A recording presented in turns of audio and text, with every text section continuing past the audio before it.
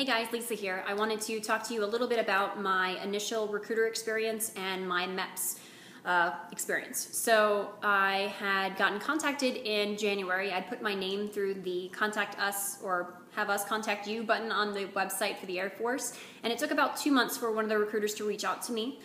So one of the things I kind of wanted to talk about was how to reach your recruiter for that initial I'm interested, can you give me more information kind of phase. So what I recommend is to find the nearest recruiter station. You can do that by finding the locator on the particular branch that you're interested in and saying, this is my zip code, what is going to be the closest recruit station to my home zip code? And there's usually a phone number, an email address, and an address there. So definitely give them a call and reach out to them that way. Leave them a voicemail because 90% of the time they're not going to be able to answer because they've probably got recruits in their office. They're either taking a recruit up to MEPs. There's a whole bunch of other different things that they could be involved in, so there may not always be available to talk to you as far as getting that whole process set up. Because what happens first is they'll go through a phone interview with you, or they may take you in the office and do everything all at once. You will be asked certain questions as far as kind of just generic questions. Have you ever been arrested? If you have, what was it for? Any drug problems? Any illnesses? Have you ever broken bones? Head injuries, that kind of thing as well. They're going to want to know, as well as any speeding tickets, accidents, anything like that. They will be kind of, inquisitive as to far as why you got speeding tickets or why you got certain accidents or reckless driving. It's not an immediate disqualifier, but they certainly do need to know. Once that whole interview process is done, it takes about, I want to say 20 minutes if you're doing it on the phone, and depending on if you're doing it in the office, it may take longer. And they will schedule a time for you to kind of set up and meet with the recruiter. They are usually pretty flexible, but you got to remember that these guys are usually working, guys and girls, excuse me, are working probably 60 hours a week. So be mindful of their time. If you can get off during the week, during the day, go over there and see them during the day because figure they work. Think about an 8 to 5 schedule. You don't want somebody to say, oh no, the only time I can see you is at 7:30 in the morning. We're going to make you come to work 30 minutes early to see this person. Be mindful of the fact that they're there all day long doing things all the time. So try to meet them during the day, during the week, if you can. If not, you can kind of schedule times as far as when to see them. I met my recruiter on a Saturday, unfortunately, because I work 8 to 5 during the week, so it was really impossible for me to get there during the week. After that, I spent a lot of time meeting my recruiter after hours because he was there late anyway, so that kind of helped out pretty well for me. Once I got the whole process started, I want to say it only took about a month to get sent out to MEPs, and MEPs is the Military Entrance Processing Station. And what this is the processing center. So you're going there to check your medical, to do your testing, and it's essentially that one point where you're going to go before you ship off to wherever you're going in whatever branch you're deciding to go into. So it took about a month. I want to say I met with my recruiter late January, early February, and I had my first MEP date for March 4th. And what'll happen is when you go and meet your recruiter, they're going to have you take a practice test. And this practice test will kind of give you an idea of what you're going to do on the real ASVAB, as well as kind of see if you have the ability to do everything in one day. On the practice test, I scored high enough to where I could do everything processing all in one day. Either you'll go one day to do the testing and one day to do the medical, or you do it all at once. And my experience is that I did it all at once. You still have to be there at the same time as everybody else at like 5:30, 6 o'clock in the morning if you're driving. If you're not driving and you live too far away from the station, they'll make you stay in the hotel and go down with everybody else. But I was able to drive there because I lived right around the corner at the time.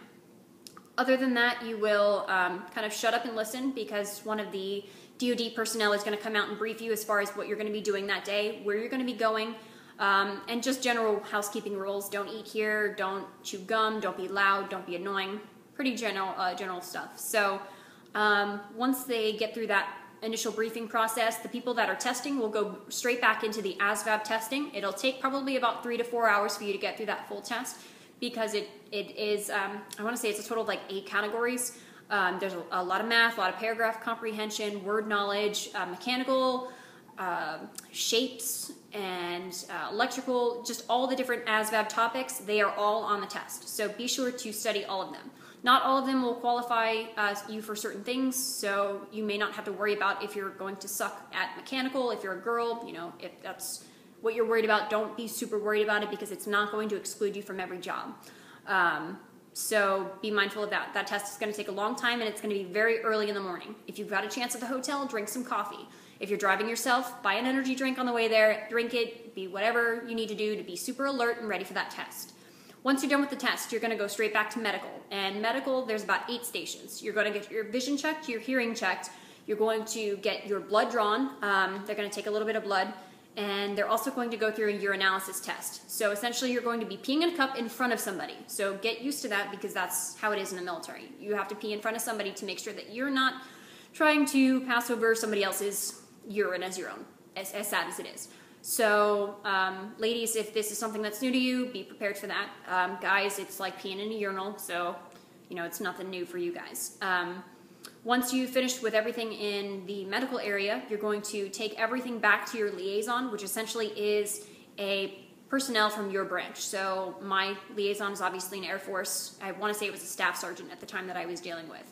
So they will go through and brief you on what you qualify for based on your medical, based on your ASVAB, and say, these are the jobs that are available for you. They're going to scratch out anything you don't qualify for, and pretty much allow you to create a list of like 10 to 12 different jobs that you are going to want to have.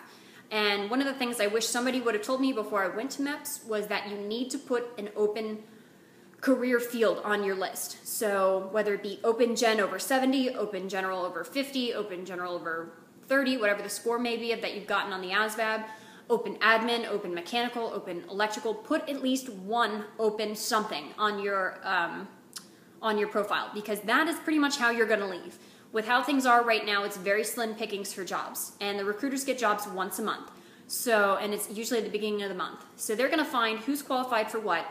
There's an open general spot filling for June, and on your list you have open general, and you can leave after May. So they're going to line up the two of you guys and book you for that job. It's not saying that you're going to get something like paint scraping. It is open, but don't be alarmed by picking the career field, because you do get a pretty good choice of what you're going to want to do once you get to boot camp. That's where you're going to be able to pick your jobs.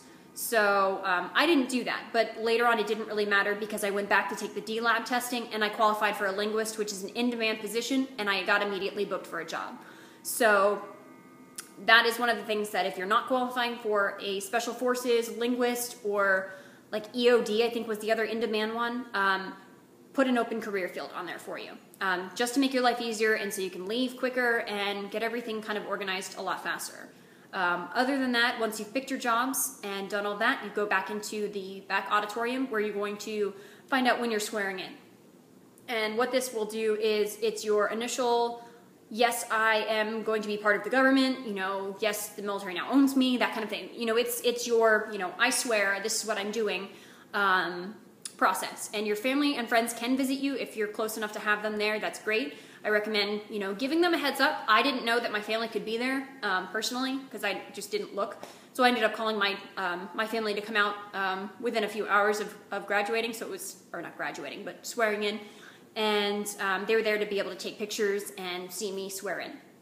So once you finish that, if you've driven there, you can check out with your liaison, check out with the front desk, and check out with everyone that you need to check out with, and you can go home. For those of you that are staying in the hotel, you probably have to go through a lot of extra hoops, find out who's swearing in where, if there's anyone that's getting held up, anything like that. You have to be mindful of that because you're going to have to wait for all of them to get done too. Once you've done that, that is going to be essentially your first trip to MEPs, is getting all of those things done. And essentially the three biggest parts, are your ASVAB testing, your medical, and your job choice. Or job choices, And that's pretty much it for your first time to MEPs. If you do end up going back to MEPs, you'll do that for special testing. So like I had to go back for what's called the Defense Language Aptitude Battery, the D-Lab testing, and that's the test that qualifies you for the linguist field. And you'll be able to see a different video for that because that's kind of a more involved test, and I don't want to do that all on one video, especially for those of you that are not interested in that field. Other than that, you call your recruiter, say, hey, yes, I did pass. no, I didn't. If something applies, I need to go back for this reason. They didn't have this form. Whatever the situation may be, communicate with your recruiter. Let them know. Once you've gotten that, they put you on a list to get ready to book for jobs. And you go back to your recruiter, and they give you the nice package full of everything that you have. It gives you your Air Force recruit t-shirt, if you're going Air Force, obviously, your blue t-shirt that has the Air Force logo on it.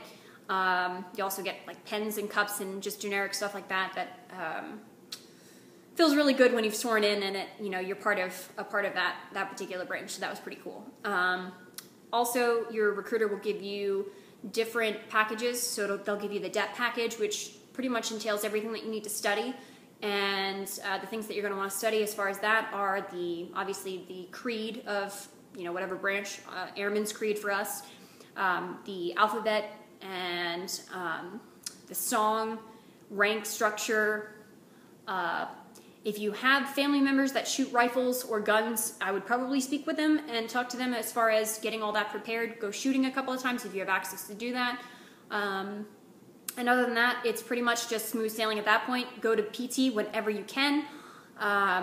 If you work, I would try to find a way around it. Other than that, it's just working out on your own.